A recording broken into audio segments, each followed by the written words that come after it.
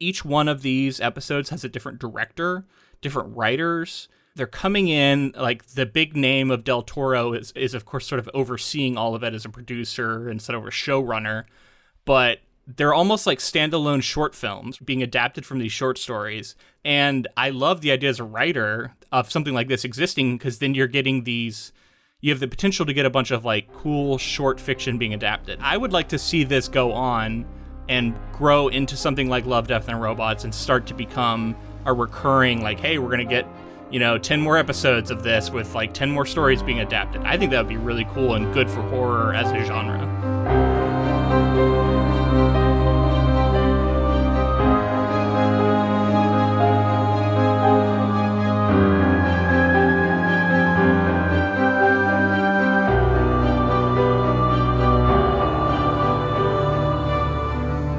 Welcome, friends, to episode 246 of the Ink to Film podcast, where we read the book and then see the movie. I'm writer Luke Elliott.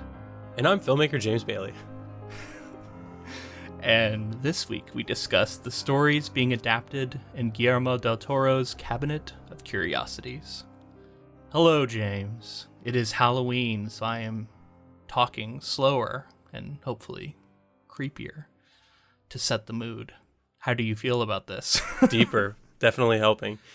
It's finally setting in that we're in October. It feels like spooky season a little bit since we read these stories. I feel like the episodes are going to take longer and to talk with such pregnant pauses in my speech.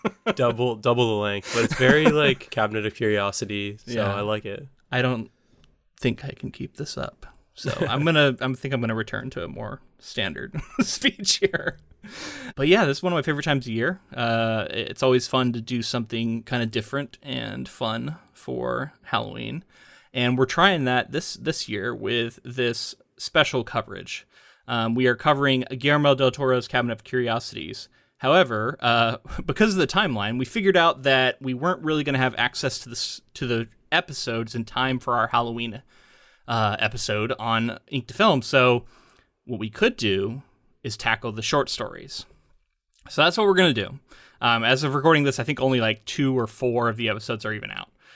But we're going to talk about the short stories that provided the inspiration, and we're going to do it in order of episode release. So if you have seen some of the show, but maybe not all of it, you're still safe to sort of go chronologically through with us, and we'll talk about the short stories without any knowledge of the show. We're only going to talk about the short stories, what we thought of each of them, and maybe some theorizing about the adaptations, but mostly just focusing on like who these authors are, what these stories are about, and what they're like, and that can provide you with insight of whether or not you want to go check them out yourself, or at least just give you some understanding of what he's drawing on. And we will be covering the episodes of the show also, we should mention. Next week, we'll be talking about that. That's the plan. We're going to do 2 more episodes on this. One covering, I think, the first 3. And then the final one will be covering the 2 H.P. Lovecraft episodes, which chronologically fall later in the season. So it ended up working out. I've been really surprised. There was a wide range of stories, but I guess like if the collection really was kind of handpicked by Guillermo del Toro, it makes sense for a lot of this to be sort of wide-reaching in horror. And like there's some body horror, there's some cosmic horror, there's a lot of different elements of horror that I'm loving. Yeah. One of the main things that I'm excited about here, though, is for the longest time, Guillermo del Toro was attached to In the Mountains of Madness, I believe it's called, by H.P. Lovecraft. And that was like his dream. And we were coming off The Hobbit. That was a dream of his, was to create The Hobbit as well. So obviously Mountains of Madness never worked out. And in this way, Guillermo del Toro's found a way to somewhat have his hands on some H.P. Lovecraft properties. Directly, at least. I think indirectly you can see the influence. And that's something we'll get into with Lovecraft in general. He's a very influential author, controversial, but undeniably influential. I think these stories all gravitate towards a certain cosmic creature body horror space, and there's a few that are like somewhat outliers, but you can see why he felt like they probably fit. Most of them are older. Most of them are from like the early 1900s. with a couple of outliers, and then the one Emily Carroll story, which is quite recent. So we'll talk about, maybe theorize a little bit about why he might have chose these. One thing I just want to say, though, is like I love the idea of this, of a anthology series where you're adapting different short stories. Now, not all of them are adaptations, which we should also say. We will be covering the non-adaptations. Although actually 2 of them say something about being adapted from an original story by Del Toro. So I'm not sure if those are available to read. I couldn't find that anywhere. Some of the information behind this is hard to suss out what's going on. Regardless, we're going to cover the other episodes from the season in our Patreon episode, which will probably come out next month. Not this month, because, again, we just don't have the episodes yet. But look for that in the future. And my point is, I still like this, much like Love, Death, and Robots.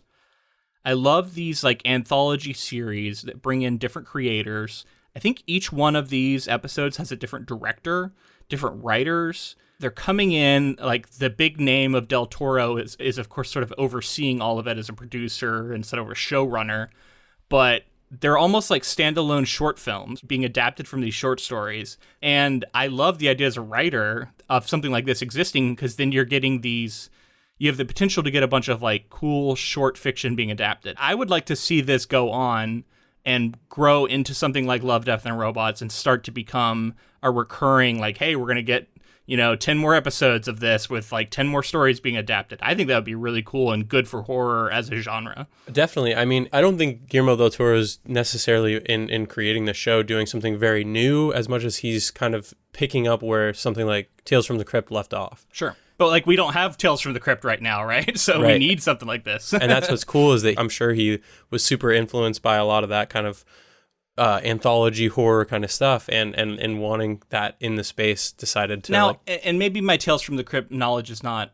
very good, which admittedly I'm sure it isn't. But this feels like it's like fairly serious adult. Like a lot of horror stuff I remember is from like my youth was a lot more geared towards with kids, but maybe that's just what was on my radar. I think I think it was just the era that it was coming out. It was Yeah. like the late 80s, early 90s, and I think like a horror had a certain, you think of like the Pennywise from that miniseries, and like that's kind of the horror some of the time that I think of from especially television. Yeah. It's like teenagers, like that kind of area.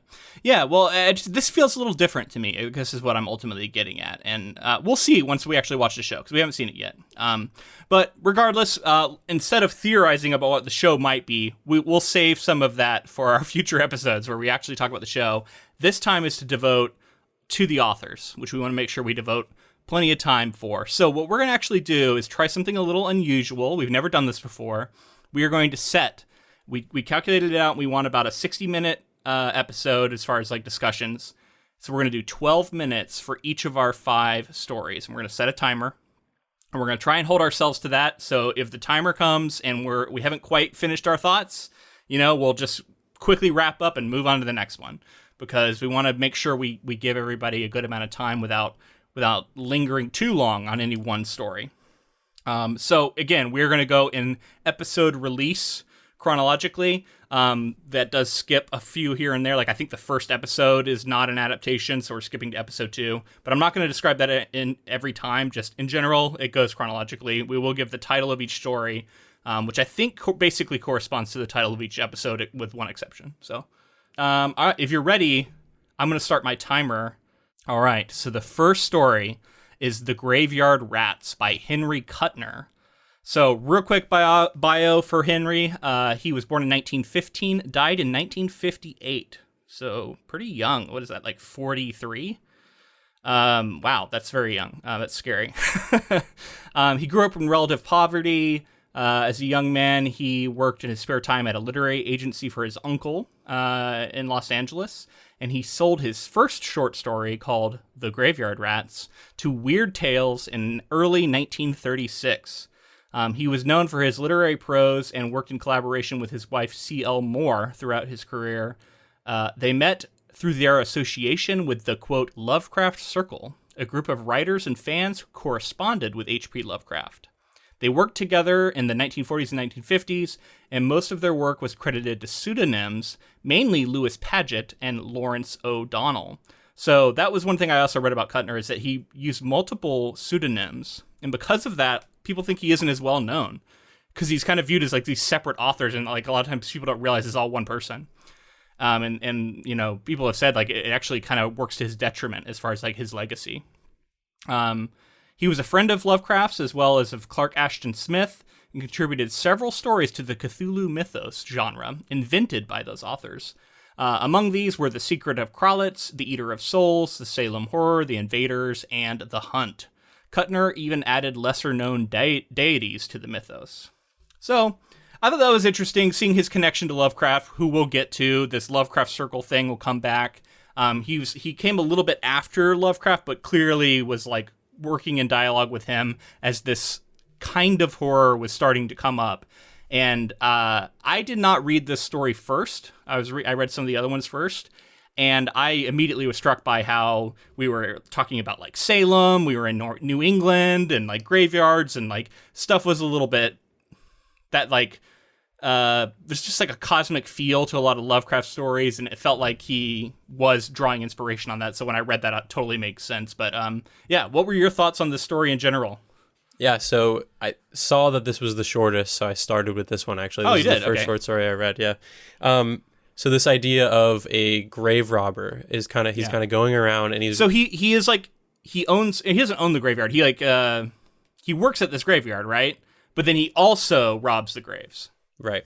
And so he's going and realizing that a lot of these bodies, even soon after being buried, are disappearing in these like gnawed holes, and he's seeing like large rats basically scurry away anytime he's busting into these. And he's tried to shoot some of them. He says that they're like really big ROUSs.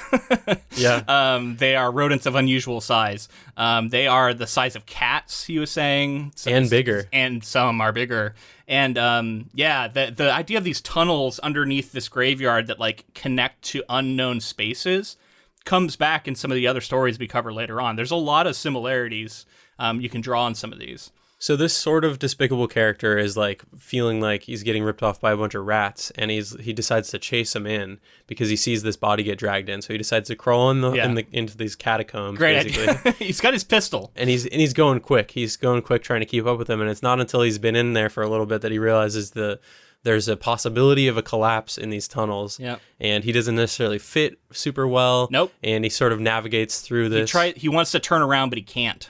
Yeah. So I wanted to stop you just real quick. Like, I have claustrophobia, so this was absolutely like the rats. I was like, oh man, I'm not really scared of rats. I'm gonna read a story about rats, whatever. Like, I think rats are actually pretty cute in real life. Like, but the idea of like a cat-sized like corpse-eating rat, yeah, that's pretty freaky. But not to mention in the space, right? It was the space. It was the idea of crawling through this because it's described as like raining, so it's not just dirt. It's like mud, and he's getting he can't turn around, he can't move. He's feeling things behind him, but he can't look at them, and like he's got this one flashlight. He starts getting bitten. Like yeah, that would have freaked me out. That stuff's too, pretty creepy. I was thinking about you because I knew how much it would affect you. I was like, damn, this one's gonna hit home for Luke, I'm sure.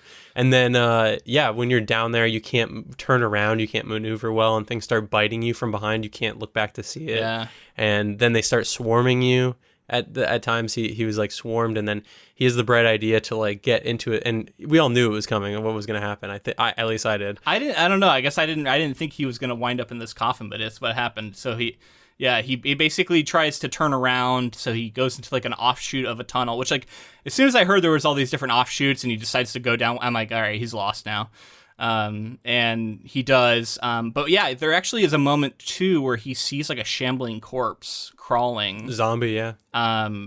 So there's something else going on, and it does talk about how maybe these rats were like dealing with like something else going on underneath the ground. It seemed like they had some sort of direction or something. Yeah, maybe something was commanding them. Like there's reference to the Pied Piper and like, that myth, maybe that being tied to what's going on here.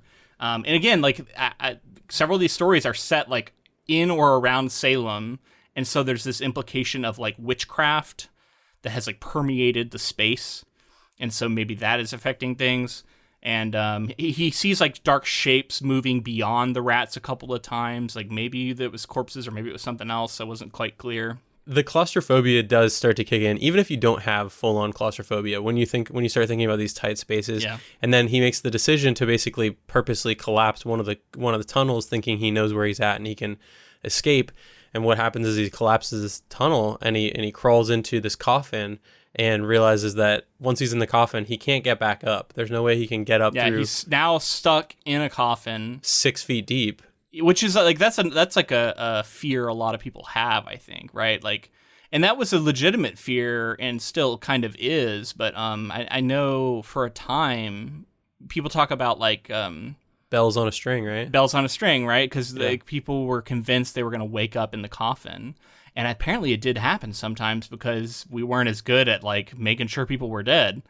Back in the day, and like people wake up buried, and I don't know, I can't tell you how often, but I've heard that like you know, there's a whole Ryan Reynolds movie about this. Yeah, that's true. That Ryan Reynolds movie is actually pretty good, is my memory of it, but I saw it a long time ago. Like sort of a bottle story. It's pretty wild. But yeah, so it definitely terrifying, the idea of being like buried alive. But then he's not only buried alive, he starts feeling these rats like eating him from the feet up. So you're a man who's trapped in the muddy earth 6 feet down in a coffin getting eaten alive from the feet up. So that's pretty dark. Pretty gruesome, yeah. Yeah, pretty gruesome. And I was gruesome. like, oh, so these kind of stories is what we're going to get. And this story was written in 1936, so this was, I think, not something you saw a lot of, especially something this dark. I do think the idea that he is a grave robber softens it a little bit because you feel a little bit like he's getting what he deserves, right? Like, he's not just like some innocent. This is a man who's defiling graves. He's stealing gold teeth, and he's talking about jewelry that he sees on people's bodies that he takes and steals. And that's the whole thing, is he's like upset at these rats because they run off with a lot of the loot that he wants. So he is himself kind of a graveyard rat, I guess, in a sense, right? I think it gives permission to the audience to, just have fun with the story. Right. Like, it's gruesome and scary for sure. But it's still like giving you that out. Whereas like, I think more modern stories might not give you that out, and they might be like, isn't this awful? This innocent is dragged into this and having to deal with the situation. It makes it kind of changes the context. Yeah. It's a striking image too, that final image being stuck in that coffin. Like, I assume that's part of what sort of attracted Del Toro to this one. Cause on the surface, I guess it seems like kind of a simple story, but I don't know, there's something cool about that. Like, you can just take that premise, you can develop some really fucking weird, gross graveyard rats, which I hope we're going to get, like some cool creatures.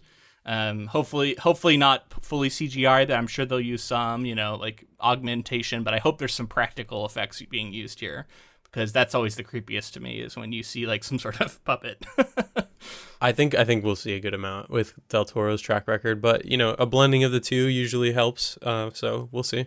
I think there's no question that this story is going to play out pretty similarly to how it seems in this story, at least to me. If I was going to adapt this, it's the bones are all there, and you would keep it pretty much the same, and you can do so much horrifying visual stuff in like tight spaces with mud all around and slipping and sliding and a flashlight failing you. I think you are going to see a little bit of an exploration of the character where we sort of set up his grave robbing. I mean, that's in the story, but I just think when you're talking about filling which I assume they're all going to be about an hour, but maybe I'm wrong on that. I would guess 45 to an hour. Yeah. So I think you're going to develop the character. I think he's still going to be not likable. I think he's going to be, we're going to keep that sort of defilement theme throughout.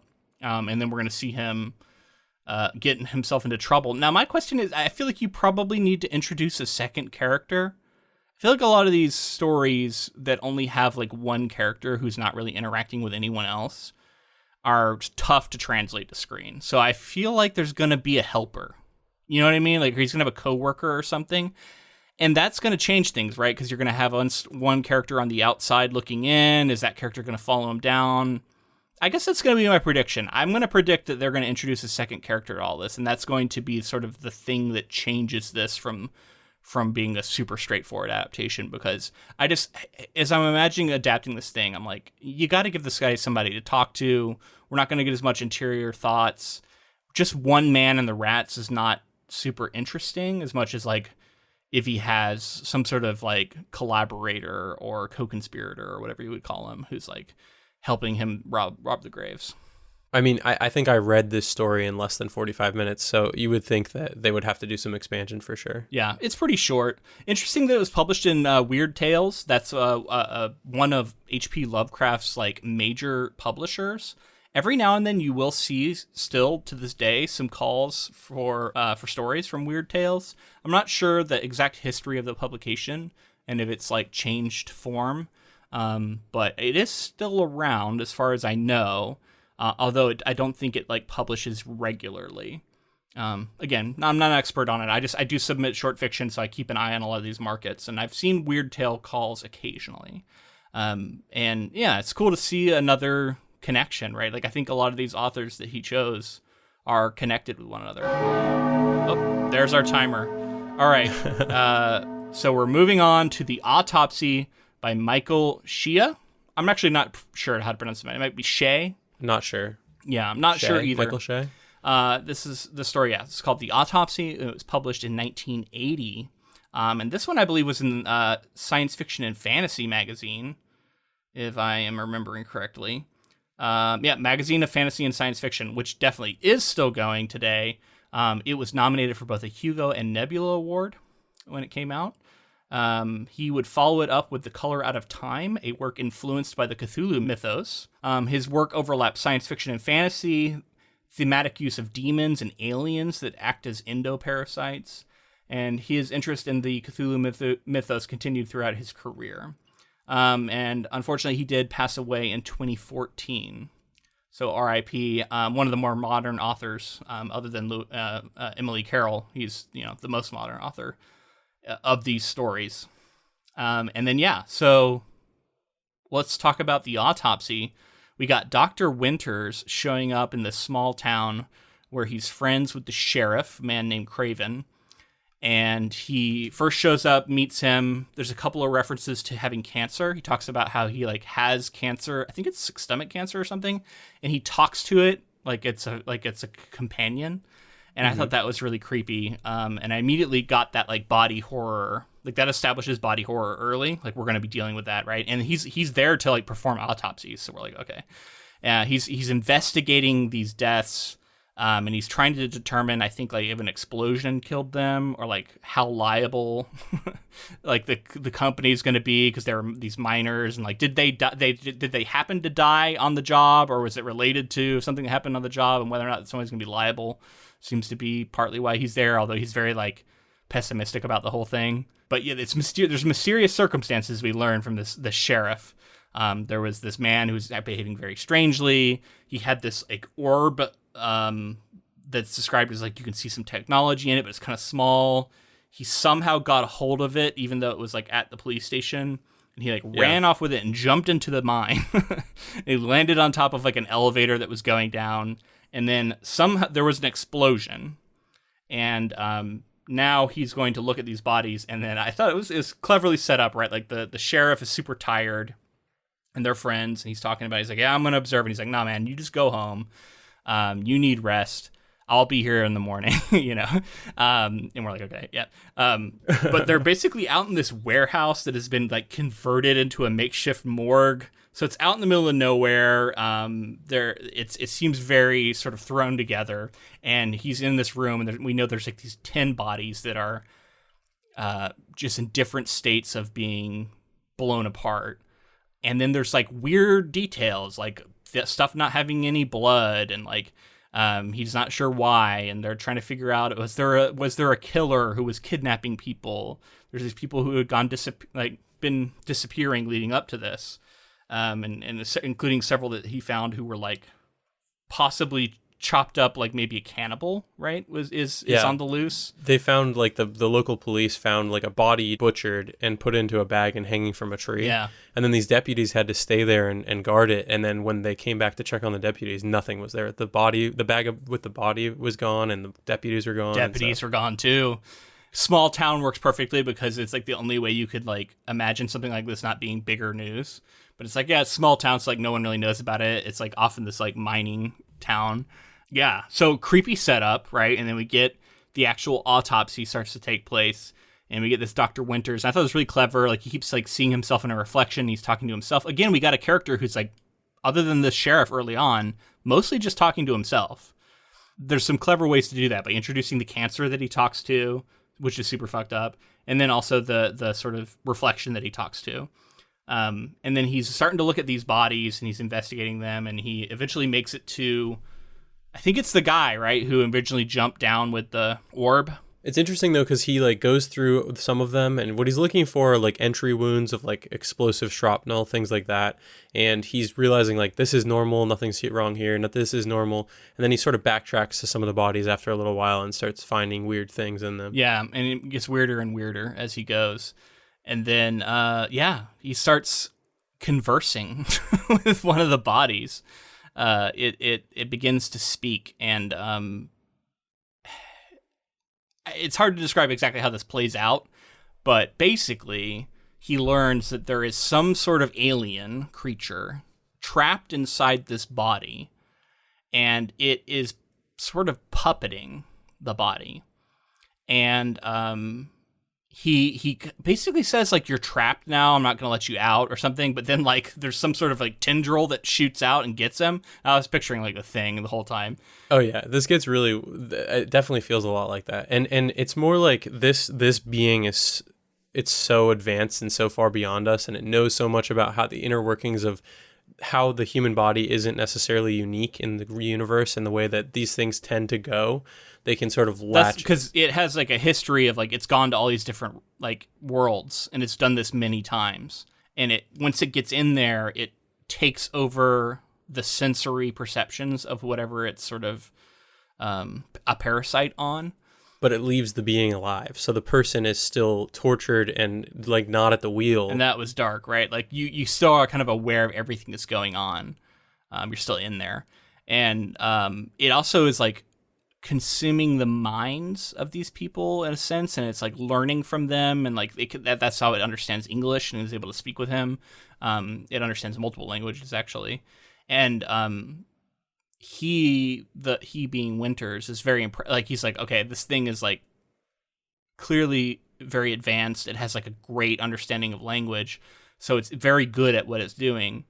And yeah, so he tries to get it trapped or whatever, but then he wakes up after getting attacked, and he's on the table now, and it's just left like one arm working for him, and his head, his neck, and his neck, and then one arm, and it's described as like something to do with like it needs him to have some motor function so it can like understand how that works. So I think it's as it transfers, it needs to be able to test to see that the body's in working condition and things like that, because there's this whole transfer process that happens. This thing is so advanced and so like beyond us that it's kind of has this folly where it thinks that like once the people have been immobilized, there's nothing that can stop it. So it's kind of just this like blob that can like shoot out tendrils and things. And so as the transfer happens, he's basically transferring from this body into Winter's body. And as this transfer is happening, the person whose body it was, who was it? John something? Yeah, I didn't write down the name. I think it is John something. He basically has like a last moment of motor function where he like slashes and like basically like has the scalpel land to where Winters can grab it. Yeah, gets the scalpel within Winters' reach, I think is most important. Yeah. And this like blob is basically going into Winters because he's been kind of splayed open by this other person. Which like, let's pause for a moment, and like he's essentially trapped in his body with only his arm. He can move a little bit, but he can't even move it that much.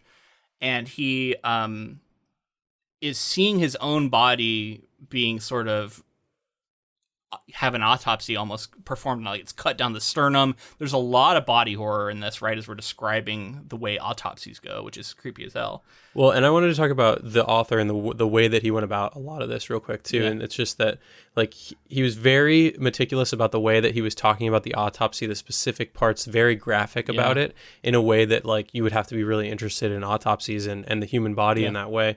And it's pretty gruesome as well. And then that leads to this really, really in-depth look at like his understanding, I think the author doing research and an understanding of like different systems and theoretical ideas of what consciousness can be and what like powers the body and all this other it got pretty deep in a way that I wasn't expecting the story to. Yeah, really cool. Honestly, really complicated too, in ways that I was like having to reread multiple times to kind of understand. Really medical, right? Like a lot of medical jargon. But yeah, it had that at least to a layman, it felt pretty realistic. You know, if a doctor read this, I'd be curious to know if that, you know, they find things to poke at or not. But it was cool, and I found it convincing. And then this weird blob. Again, so the guy that's actually even darker, I think, than what's happening to Dr. Winters is this guy that has been a host to this parasite for a while now, and his body is decomposing, and like he's basically an animated corpse, and yet has been kept alive by the parasite. And that's dark, right? Like he has been aware of this parasite having ultimate control, and yet he is also trapped in this he's seen his own body turn into a corpse, and like his mind is still trapped in there. Like that's pretty fucking dark. And there's that moment where, like I said, he gets like one last revenge motor function, and he's basically built up all this stuff, and there's this moment of connection where through this like mask of decay, Winters looks up and looks into the eyes of this person and knows that he's still in there. Yeah. And they kind of have that like humanity moment where they're like, let's fucking get this alien together. Let's team up against it, basically. As his because he dies as the creature leaves his body. He dies. Right. Because there's only a moment, and then once the alien's gone, now he's in a corpse, so he's dead. Right. And so the alien's going inside of Winters, like he's watching it sort of start to take over his spinal column. It's already cut down his sternum, and it's starting to crawl into his body. Yeah. And this is where he has his revenge. He grabs onto that scalpel and just wrecks his body. Yeah, so he can't reach, like the alien is like aware that it's like a moment of vulnerability. So it thinks that like I just won't allow the arm to go down far enough to like cut me or to do anything or to grab me, anything like that, right? Mm-hmm. But he also notes that in this moment, because he is out of one body and getting into the next, it has no perception. Like its perception is all tied to its host, it seems like. Right. So because of that, until it gets inside of him, it can't perceive anything, and Winters knows that, or he's figured that out. So he takes that scalpel and just fucking wrecks himself. You know, stabs himself in the eyes, ears. Slits the carotid artery. Yeah. And he's even described, he says, it's like, I've vandalized he leaves like a note for him. He's like, I've vandalized this place. Enjoy it. Yeah. I love that moment, too, of Defiance, where he's basically just like, he's basically handing off the keys to a car or to a house or something like that. And he's like, enjoy it. The plumbing's messed up. the eyes aren't working. Like, you're not going to be able to see anything, hear anything. So, yeah, it was pretty amazing. And then we are out of time, but just real quick, he also leaves a message written in blood for his friend, the sheriff, that basically says, like, alien, cut, kill, something inside body. Alien in me, cut, kill, yeah. Yeah, so he leaves this message, and he knows that he's basically rendered the body useless, so it can be kind of a prison, and he assumes that his friend, the sheriff, is going to be able to come and finish it off. Got to move on to the next story, though. We've run out of time. Okay, we are on to Some Other Animals Meet by Emily Carroll, published in 2016 as a webcomic. So Emily Carroll, I wasn't able to find a ton about her. She was born in 83 or 84. So like, honestly, she's like only a little bit older than me, which is pretty amazing. She's a comics author from Ontario, Canada.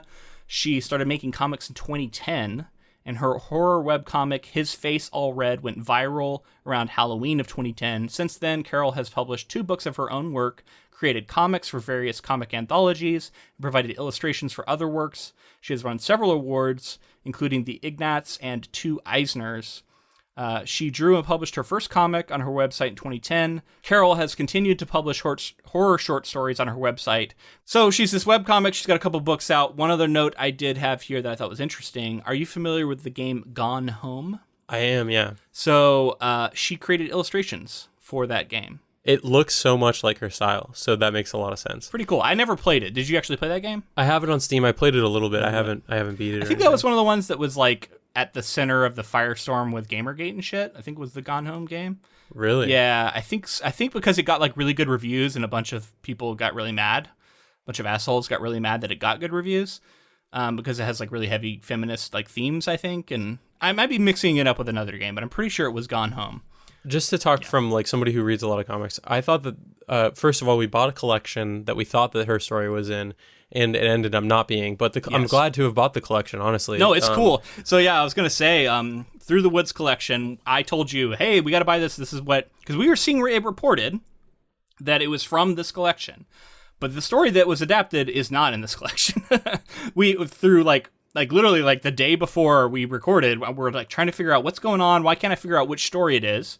Finally, we realized that there was a webcomic that was adapted that is not in this book, but we're at least 99% certain is the right one, and that's the one we're gonna cover here. So ultimately, we didn't need to buy the book, but yeah, I agree. This book's really cool. The art's great.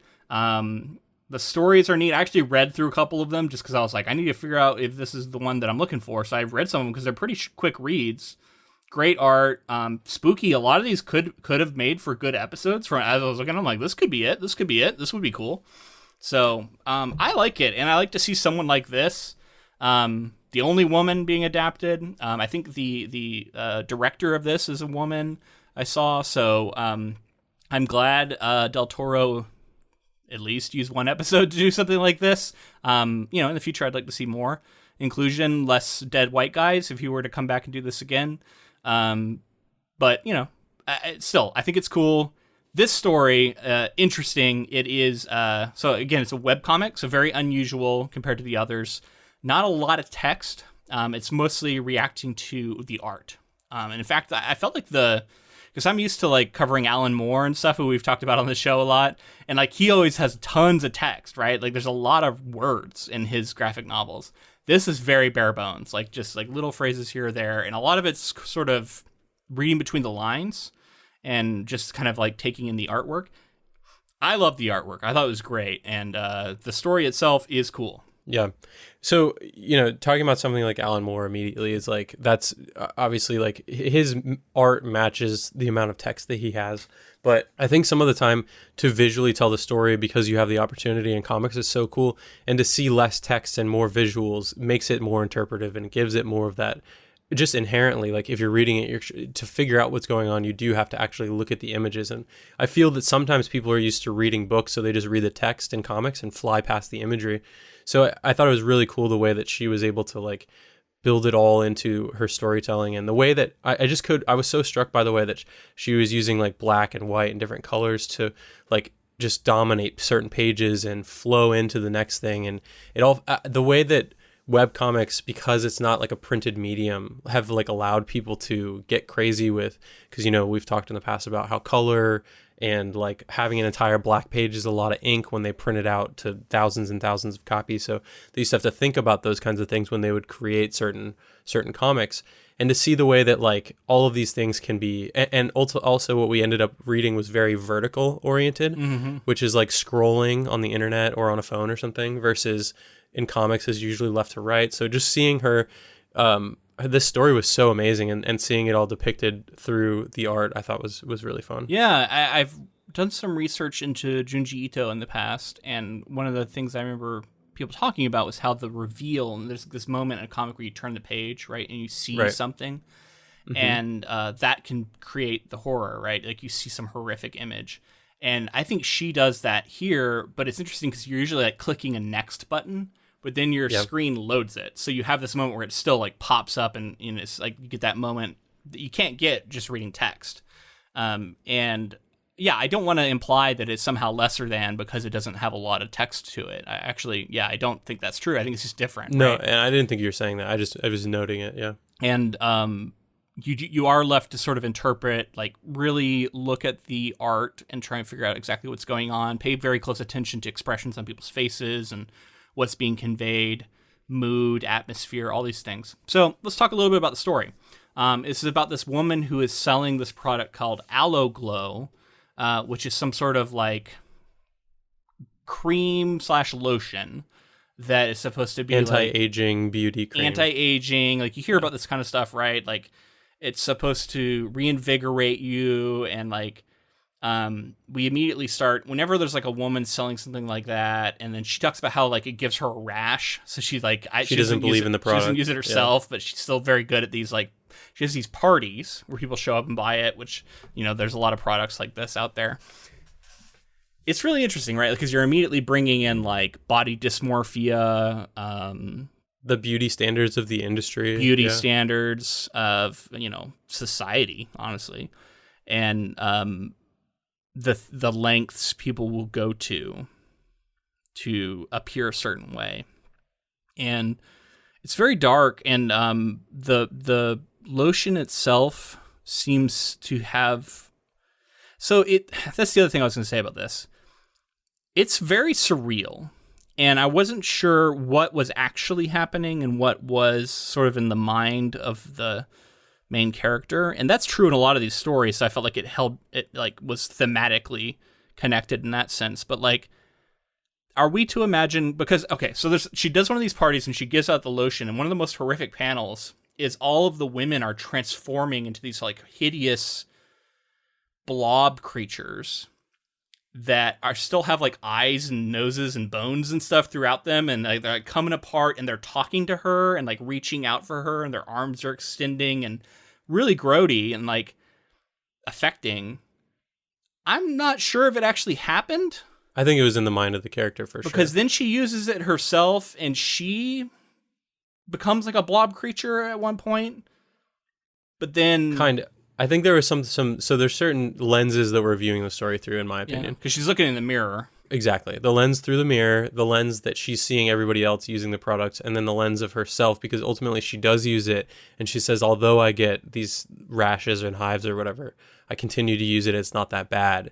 And she kind of sees herself as, I don't know, kind of buying into it as well. Yeah, I mean, in that way that horror can often play, like, whether or not it's real doesn't ultimately matter, right? Like, it's real for the comic. It's real enough to where you're seeing the horrific effects, and the idea that she's going to do this to herself is a pretty horrifying thought.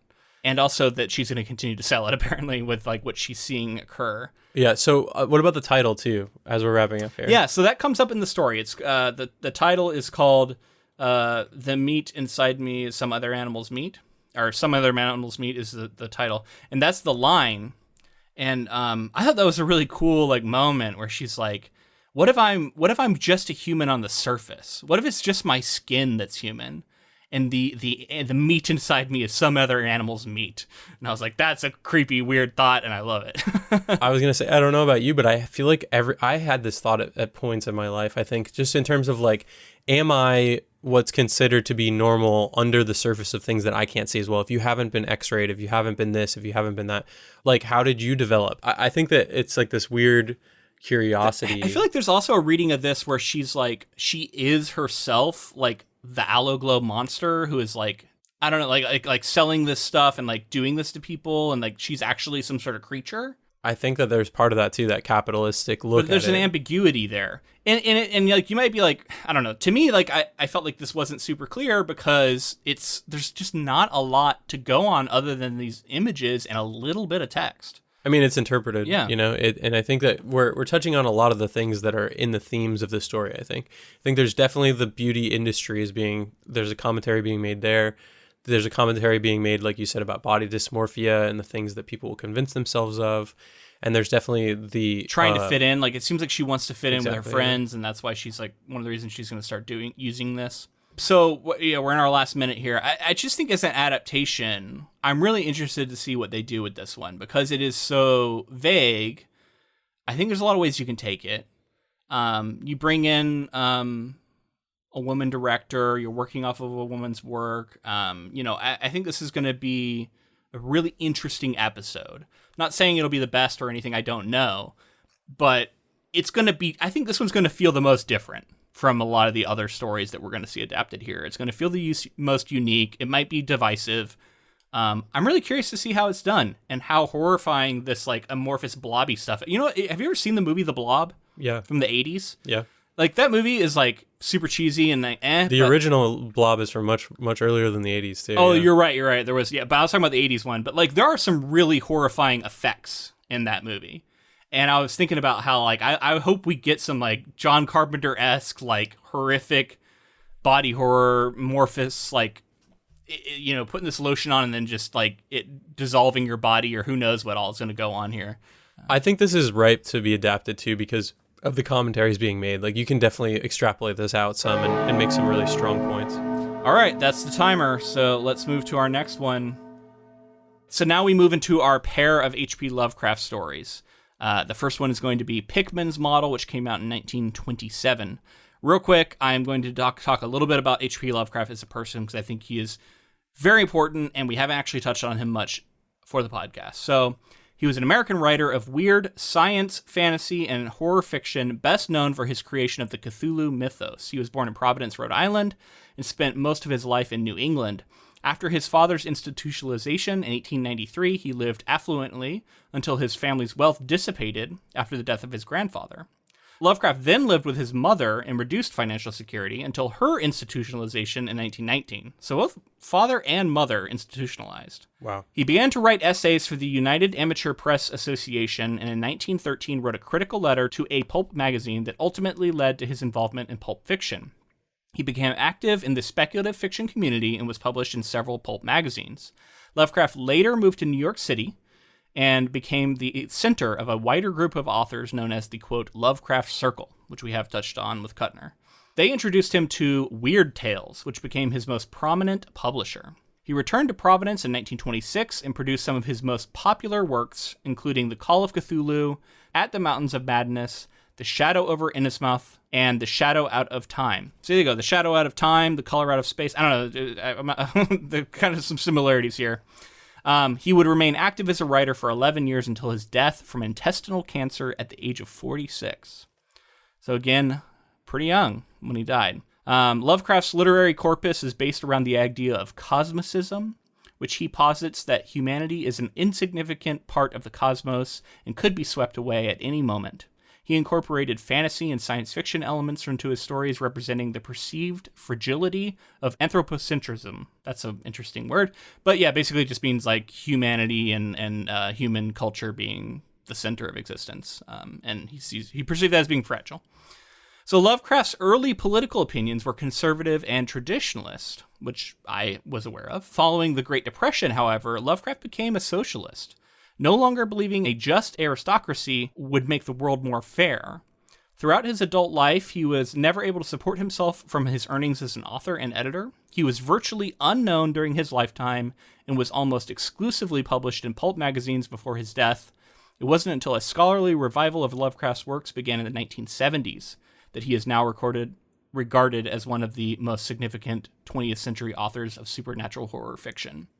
So I did see that about his sort of political beliefs. I did some more digging into that.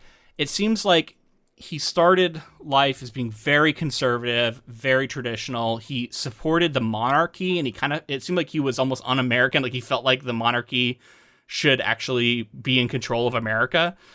But that started to change during the Great Depression, and he started to have these more like socialist views. As far as race goes, huge bigot, right? Like this guy was very racist.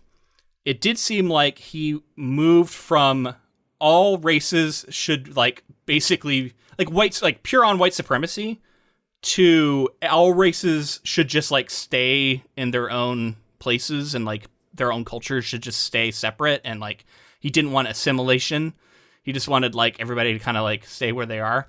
I don't know. It seemed like, I was reading these descriptions and like you always are wondering about the point of view of the person writing it. It did seem like there was a softening of his like overtly white supremacist stuff from like that space into just a more like casual bigotry. Doesn't this reflect in his work some too, from what I understand? Like, so yes, if you start looking at a lot of his work and thinking about what the allegories are there could be representing, and even just like straight up the stuff he says, you start to see that like this is in his fiction. And to me, like I was getting that a little bit, even in Pickman's Model, but definitely in the other one we're going to talk about, Dreams in the Witch House. And he seems to me like someone who had a lot of fear. I read that he was terrified of doctors. So he didn't see a doctor about his intestinal cancer until like 1 month before his death, where he got it like diagnosed that he was going to die from it.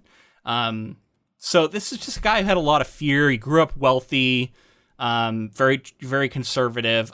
It is interesting to me that he also grew up as like a Protestant, I believe, but then he moved into becoming an atheist. He got really into reading like Nietzsche and a lot of these like philosophers who were like criticizing Western culture and talking about its decline. He believed in the decline of Western culture. But he also was like tying that all up in race in a way that just really makes me uncomfortable. There's a reason I've never really read him. But as I'm reading through it, I'm like, this guy is so influential. Like Stephen King, Richard Matheson. He was coming off of Poe. Poe was like his main literary influence. And then all these different authors, and I think King even said, like, if you've written horror after H.P. Lovecraft, you were influenced by H.P. Lovecraft. Like, he was that monumental for the genre. And now it's just like he invented this. I don't know if I want to totally give him credit for it, but he popularized this cosmic horror thing where you are like, humanity is insignificant and interacting with these like elder gods and like the multiverse and all that stuff like comes back to him and like hugely influential in a lot of different horror you see everywhere. And the thing I do like about Lovecraft is like his legacy has gone on to be reclaimed by so many people, right? Like people have come in and written stories like that completely undercut and go against the racism that he had sort of baked into it and find ways to have a sort of quote unquote Lovecraftian story that doesn't have any of those values and instead is more about the cool horror ideas that I think a lot of people recognize like are brilliant. And as I was reading, I was like, yeah, I can see why this guy's so popular. It's just you have to like shut off your brain to like analyzing the person behind it and like what he's saying through the work. Right. And I do think it's interesting. I've heard in the past that H.P. Lovecraft was listening to a lot of the thinkers of the time. Yeah. That were sort of, getting into theoretical physics and some of these other things that he touches on in some of his stories. And that way that he's able to blend these like high concept science, really science, but then into science fiction topics and blend it into fantasy with these gods. And I think I was thinking a lot when I was learning specifically in Dreams in the Witch house, there's talk of like different gods and these other things, and it got me thinking about some other fantasy that I've read that's very not horror and much more high fantasy, where they start to sort of set up the world and the idea of these gods and the way that they affect the world. And I'm like, even some of these fantasy that are removed from horror are probably being influenced by someone like Lovecraft and the way he sets up his overall universe. I think that's absolutely true. We got to talk about the story itself. We're running out of time. Pickman's model. I thought the story was really cool. It's about this. So there's like a guy telling. So in so many of Lovecraft stories that I've been exposed to, it's like a guy relating a story about someone else, and like he's like it's kind of like secondhand, thirdhand kind of stuff. And basically, this is this guy who knew this guy named Pickman, and Pickman was this brilliant artist whose art was so dark that it wasn't like the art elite couldn't respect it because it was so dark and twisted and upsetting. So he got kind of shunned by society, but then this guy who's telling the story was his friend and really thought he was brilliant, like one of the best artists he's ever seen. And then so he gets invited. He's like, I want to show you some stuff I've been working on that I haven't shown anyone else. And so he's like, I'm going to take you to this house I've been renting. There's this cellar I've been working in, and I've got all this like secret art there that I haven't shown anyone else. And so he's like, all right, let's go see it. And it's in New England. There's some talk about how it may have been previously owned by someone who was connected to Salem and witches, which will come up again in the next story. And there's this like well in the cellar that like is connected to there's some tunnels under the ground and a lot of that cool, creepy stuff. But then there's just kind of this moment of like him walking him through the cellar and he's looking at all this art and describing it. And I just love the way it was described, right? He's talking about how like it's so clear, like there's no vagaries to anything, like it's perfectly drawn, and there's these just images of these like demons, like just I guess they were all kinds of different scenes, right? But they were like wreaking havoc. They were attacking people. Like they were horrific in and of themselves. Grotesque and just like visceral and scariest thing you can look at, basically. Yeah, and I love how he's like, I can't even explain to you just how like perfectly drawn this was, and it wasn't vague at all. You just saw it and it was upsetting, it made me ill. And like he talks about how that is, and he like screams at multiple times when he like sees different things, like makes him scream. And then he gets taken into like the next room, and there's like a canvas, like these are ones that are in progress, and like one has a blanket over it. And so then he like reveals the one in the blanket, and he like screams again. And then rats. We get some like rats are apparently have like, been coming out of the cellar, and like Pickman tries to shoot at them, and maybe rats, maybe not rats. Yeah, he like Pickman like pulls out a gun and runs into the other room to kill something that seems, and he's like, these damn rats when he comes back, and I'm like, he's fighting creatures. Like, he's battling creatures. Wow, it's so weird, right? And then like he sees this the image that gets revealed that scares him so much is like this big hulking portrait of a demon that is so lifelike that he's like he must have like, how did he come up with this? Isn't, you know, and wasn't it also like eating a child or something like that? Might have been. Exactly. I don't remember. But then there's like this reveal of there's this like thing pinned to it, and he's like, I got to see what this is. It's like some writing or something. But it ends up being a photograph, and he puts it in his pocket, and then he ends up like leaving, and the final reveal of the story is that photograph is of a real demon that's like in the darkness, and you can see beyond the demon that the background is the cellar itself. Right.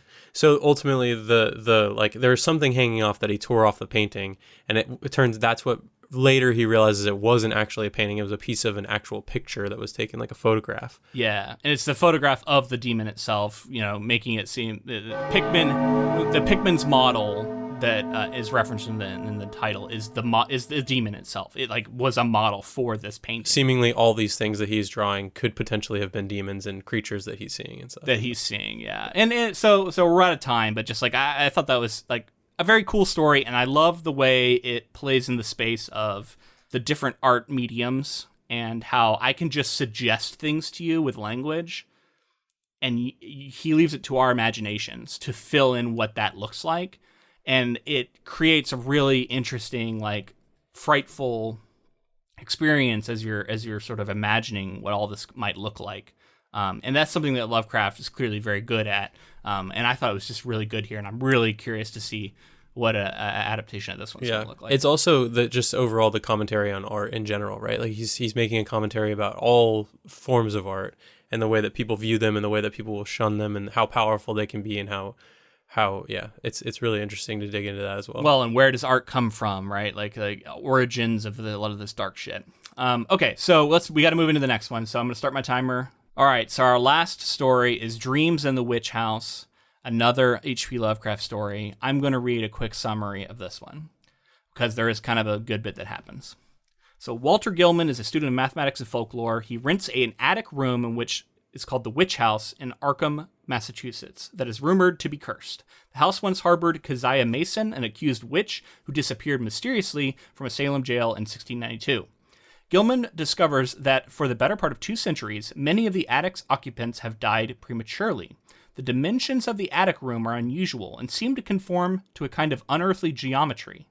Gilman theorizes that the structure can enable travel from one plane or dimension to another. Gilman begins experiencing bizarre dreams in which he seems to float without physical form through an otherworldly space of unearthly geometry and indescribable colors and sounds. Several times his dreaming self encounters bizarre clusters of iridescent, prolately spheroidal bubbles, as well as rapidly changing polyhedral figure, both of which appear sapient. Gilman also has nightly experiences involving Keziah and her rat-bodied, human-faced familiar, Brown Jenkin, which he believes are not dreams at all. Gilman's odd experiences seem to escalate as he dreams that he signs the Book of Azathoth under the commands of Keziah, Brown Jenkin, and the infamous Black Man. Gilman is later taken to Azathoth's throne at the center of chaos by this group and is forced as an accomplice in the kidnapping of an infant. He awakes to find mud on his feet and news of his involved kidnapping in the city's newspaper. Gilman then dreams that both Keziah and Brown Jenkin are sacrificing the kidnapped child in a bizarre ritual. He thwarts Keziah by strangling her, but Brown Jenkin bites through the child's wrist to complete the ritual and escapes into a triangular abyss. As he awakens, Gilman hears an unearthly sound that leaves him deaf. He tells fellow boarder Frank Elwood of his horrific story. The next night, Elwood suddenly witnesses Brown Jenkin eating its way out of Gilman's chest. The landlord soon abandons the house and evicts the tenants. The house is condemned by the building inspector. Workmen sent to raise the building years later find that Keziah's skeleton and her books on black magic within. A space between the walls is found to be filled with children's bones, a sacrificial knife, and a bowl made of some metal that scientists are unable to identify. The skeleton of an enormous deformed rat with hints of human or primate anatomy are soon discovered within the attic's flooring. Okay, so that's the story of Dreams in the Witch House. What did you think of this one? It was cool to see him sort of articulate a lot of these cosmic entities and having this portal. Yeah. This is the most cosmic, like, Cthulhu mythos I could see was being explored here for sure. This felt like what I expect a lot of the other Lovecraft stories are like. To me, and maybe I just found it to be a little predictable as it's, I don't know how old it is at this point. So this story came out in 1933. Pickman's model, by the way, 1927. I don't know if I said that. Yeah. Something more subtle about Pickman's model and the way that it was administered to us and the way that the story played out. Whereas here I felt like it was a lot of, I got where it was going pretty quickly. And it was fun to see this person sort of grapple with it. And I was ahead of the character in terms of reaction a little bit. But these entities I think are some of the most interesting. And the way that dreams are being sort of, because dreams are already that weird space where we're kind of in that cosmic reality. So he thinks that he's dream walking, right? He's like, oh, I'm having this somnambulism. I'm walking. And like, I love the idea of the room that has these like weird geometries to like, it's like angled at strange ways. Like the floor is uneven. The walls are all just put together in a strange way. And he's like, this makes this room evil. And like, there's this strange luminance, this like almost violet color that he imagines whenever he sees this woman and this, brown Jankin, which is a wild little rat ape faced human creature. And these creatures are crazy too. And I wanted to reference your story. They come from the void because you have an entity that is kind of similar in ways with this like sphere, the spheroidal stuff, sphere like bubble sort of thing. It's funny you say that. I had the editor at Buckman Journal who acquired the story. Her name's Jerry Sampson, and in an email she wrote that she felt like my story was Lovecraftian. And I remember like pushing back personally at that because I was like, I've never read a Lovecraft story, so how can that be true? But clearly I've just been influenced like secondhand because, I could see why you would say that if you've read a story like this and like, I have these like floating orbs and stuff. So. But that's how influence works, right? Is like, even if you haven't, in some cases, it's gonna seep in. Absolutely. He's influenced all of horror literature to where if you've read any horror literature or seen horror movies, you're going to be affected by it. Exactly. So yeah, and then he talks about this like polyhedral sort of like shape that makes no sense and that you can't really perceive. Yeah, it's got starfish arms and like there's all this wild stuff happening. And then like there's just multiple reveals that kind of seem to be the same thing to me. And I think that's what you were talking about. That are a little bit. It starts to become a little bit weaker because basically the reveal over and over again is, it's not actually a dream. Dun, dun, dun, right? Yep. Like we get, he has like a thing that he breaks this thing off and then he finds it in his room. He's got mud on his shoes. He keeps dreaming about this woman and going to this place, but then there's this mounting evidence that it's actually happening. And like the reveal over and over again comes back to like, no, this is really happening. You're really transporting somewhere. You're really interacting with these other beings. And like even the end of the story, it's like that reveal over and over again as they find the bones and they find the stuff, and it's like, oh, it was all real. And it's like, yeah, we know. Like you've sort of established that over and over again. But the details of what's happening are really weird, really creepy. And I like there is like this because he's a college student. He does think about things in an academic way. He thinks about science, thinks about astronomy, and he's tying that to like early theories about multiverse. And that stuff is all super interesting to me. And honestly, my novel that I'm about to start querying involves some similar kind of stuff. And I think if you read a lot of Lovecraft and you read my book, you might be like, oh, he's clearly influenced by Lovecraft again. And I'm going to be like, I just read Lovecraft for the first time, as of today. Like there's the first, like, I think full story of Lovecraft I've ever read. But again, I'm not going to deny the influence because I think it's just out there and it's just in the fabric of the genre. And some of these sequences were pretty wild, right? There's the sequence where they basically kidnap a child. He like is with these entities and they kidnap a child, and then the next time he goes into the dream, there's like a ritual happening with this kid, terrifying, and like the especially Brown Jenkins, a creepy little fucking creepy. We'll talk about him in a second.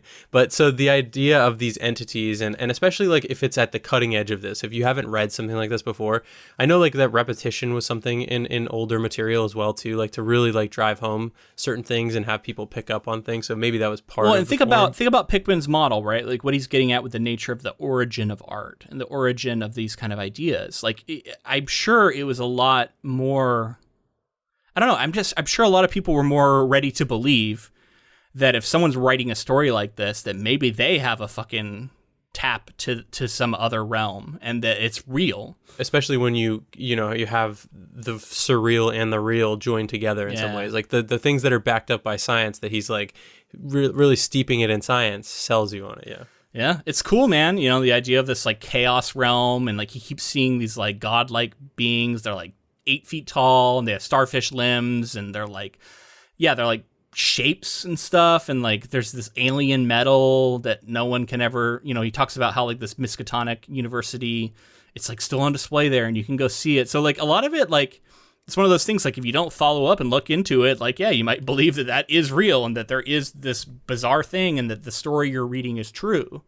And if you start buying into that, it's super fucking freaky. Well, and not to mention, like, again, if it's the first time you've read anything like this idea of cosmic entities making you feel so small in the way that Lovecraft stories do. And that's true. That's great. Yeah, the cosmic perspective of, like, humanity's not that important, and there's these other forces at play that are, like, timeless, and they have, like, a disdain for humanity, and it's scary, yeah, and they can literally, like, come to you in your dreams. And then it's tied to this witchcraft, which like he mentions how maybe these witches were aware of some sort of ancient knowledge, and so it extends this idea back to like through history, the supernatural arts and black magics and stuff have been like engaging with this chaos realm, and maybe that's like the source of some of it, and so it like lends credence to a lot of like witch thoughts and myths. It also does feel heavily affected by like non-Christian religions. Seems scary to me. Yeah, which I didn't think was the case in his. I didn't think that like Christianity, for instance, would be like powerful to stand up against a Cthulhu entity. You know? Yeah. No. I think there's like crosses that are talked about and people are praying. Yeah.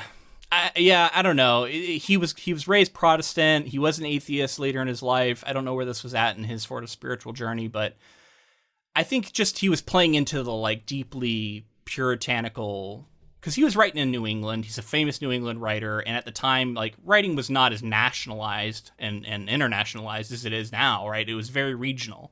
So I think he was writing to his place.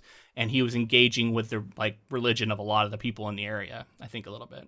The idea of people seeing maybe these witches had, and like just all of this black magic had connections to some ancient knowledge, and that ancient knowledge maybe being seated in some sort of like scientific discovery yet to be made and everything like that. Like I can see definitely people in the 30s and 40s. People love that, right? Like, oh, the people were, they were right.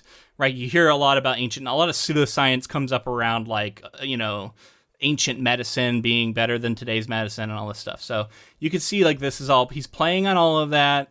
He's playing on, I think, fear of religions and beings and worship structures that are outside our like quote unquote typical ones.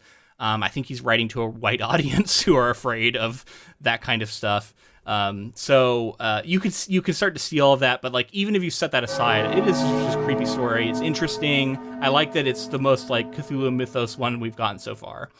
We are out of time now, so just real quick, you wanted to say something about Brown Jenkins. I don't know if you want to say anything else about him. I want to talk about Brown Jenkins, but getting to see in some way Guillermo Del Toro having his hands on Cthulhu mythos and that kind of stuff, and getting to see these cosmic entities, like I think is something people have been waiting for a long time. So it's gonna be cool to see this get adapted.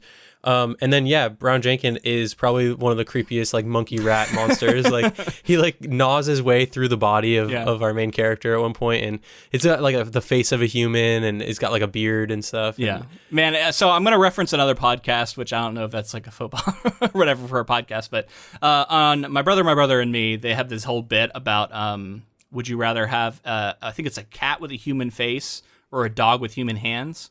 Mm-hmm. And I don't know if you know this, but it's really funny. I remember that. But I was thinking about that so much with Brown Jenkin. I'm like, it's like he's got human hands and he's got kind of human a cat. hands. He's got a human face. He's like this weird like animal. And I was thinking about that bit, which is very funny, whereas this was not. But it just made me laugh.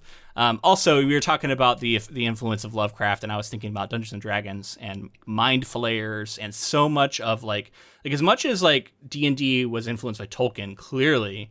I think you could see a lot of Lovecraft in there, especially with a lot of these like other dimensional creatures, gods and things too. Yeah. Beings. I think a lot of that goes to Lovecraft, and that's probably one reason that I am more in touch with that mythos than I am letting on, because like I've encountered it through other things, and I think D&D is a big one because I've played D&D my entire life. So right, yeah. Okay, so that we went a little bit over time on that last one, but H.P. Lovecraft is such a big topic, and I'm sure we'll come back to him in the future. We'll talk about him more in these episodes that are going to be about his stuff. I think at the end here, I want to ask you what your favorite story was, just very subjectively out of these 5. Which one did you have the best experience with? Would you like if you had to recommend one of these 5 to somebody? Would you be like, hey, this is the one you should read?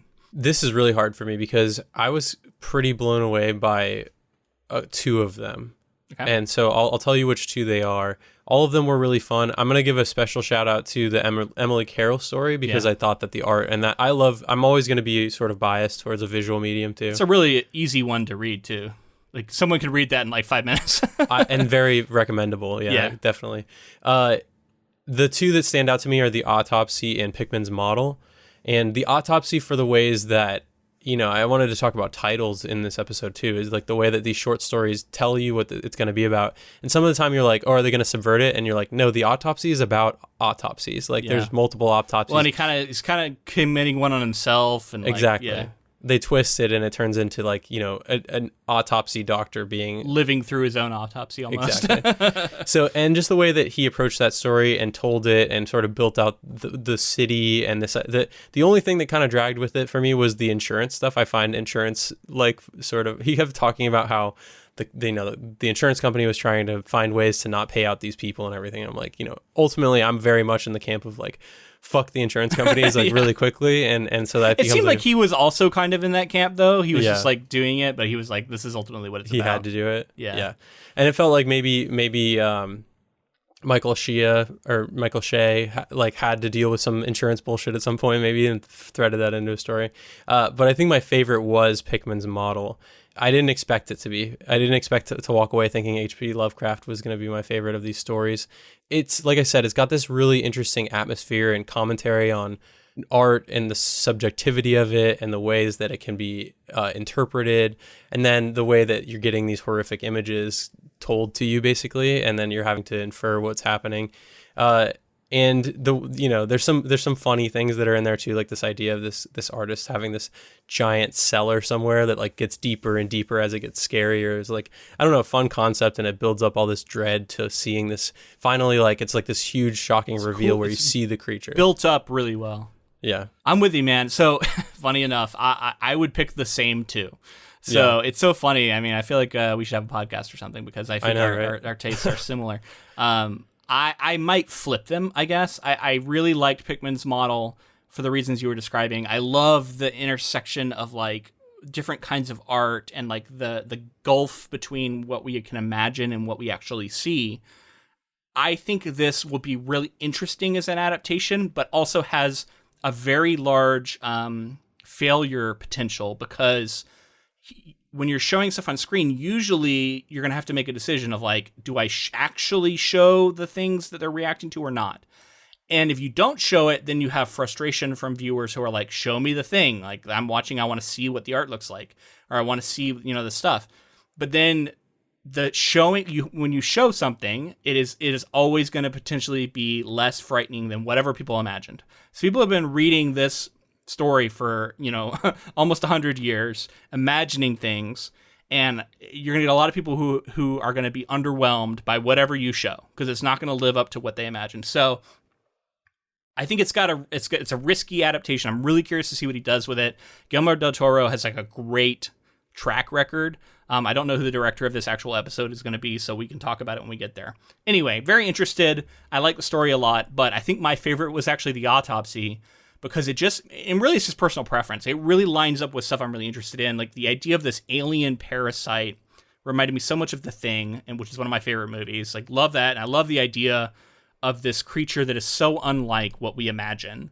And this parasite is like a cosmic parasite that can get in there. So it kind of reminds me of like Alien as well.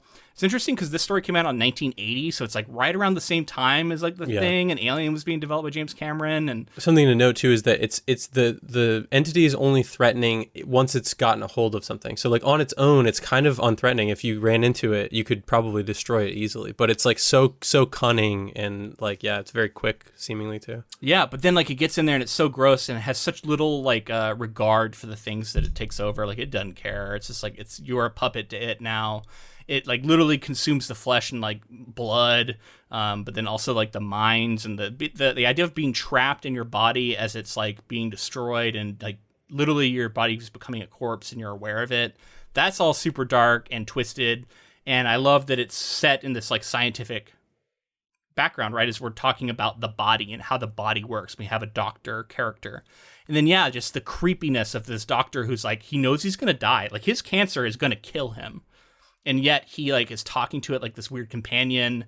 It's just twisted, man. And like fucking cancer. I kept thinking that like the cancer was going to come back and like kill the alien somehow. I thought that he was going to underestimate the body. Like, I'm kind of glad it didn't happen. But like, I guess there is an implication of like not only all this other shit, but now also this body has cancer that you've taken over. So I don't know if that's a threat or not to this creature, but I really like the Autopsy. I thought that was a great story. It's probably the one that's going to stick with me the most, and like something that I'm going to be thinking about as I go forward. And I'm writing fiction of my own. I really like that one. That's probably my standout from these 5. But like I will say, like as far as adaptations go, I'm curious to see what they do with it. But I don't know that this will be the best episode. But it was my favorite story. So I'll be curious. It could be, but who knows? But that's going to be it for our Halloween special. Our 5 short stories we've talked about now. If you've seen any of the show, hopefully this provides some insight to you for what they're based off on. And if you want to hear our thoughts on the episodes themselves, make sure to come back in the following weeks as we will be diving into that. If you enjoyed our coverage, please let us know in the form of a rating and review on whatever app you chose to listen on. Spotify now has the ability to leave ratings. Of course, Apple Podcasts. We'd love to see some more new ones. We've kind of trickled off in the amount of reviews we've been getting recently. So if you haven't left one yet, please do so. You know something funny? I checked Audible the other day, and I think that you can leave reviews for a podcast on Audible. Yeah, or something I think like you can. Yeah, there's a lot of these apps have their own way to do it. So like we appreciate them wherever. If you listen on any app, check and see if you can, because we greatly appreciate it. Make sure you connect with us on social media as well. We're on Facebook, Twitter, and Instagram. All of those at Ink to Film, and you can add us on TikTok and any other social media platform for the most part. Yeah, we're on all of them. If you would like to support this podcast monetarily, we do have a Patreon, patreon.com/inktofilm, and we will be releasing some sort of Halloween special covering something probably horror related in the coming days. We actually haven't decided what it's going to be yet, but we're going to talk about it after this recording. So check that out if you want to get those exclusive episodes. They're cool. They're usually about adaptation adjacent, alternate adaptations, things like that, or other experimental things that we just try out for Patreon. It's a cool place, and we'd love to have your support on there. All right, happy Halloween, everybody. I hope you have a good holiday. Hopefully it's spooky and involves some Del Toro as we all watch this Cabinet of Curiosities. I hope it's really good. And again, I think it's great for the industry, and I hope that it will continue to be a thing that he will continue to revisit and adapt more. In my opinion, I would love to see some more modern authors getting adapted. I'd love that. I'm not against, some throwback classics. Absolutely do that too. Very cool stuff, and hopefully we'll get more of it. So until next time, keep adapting.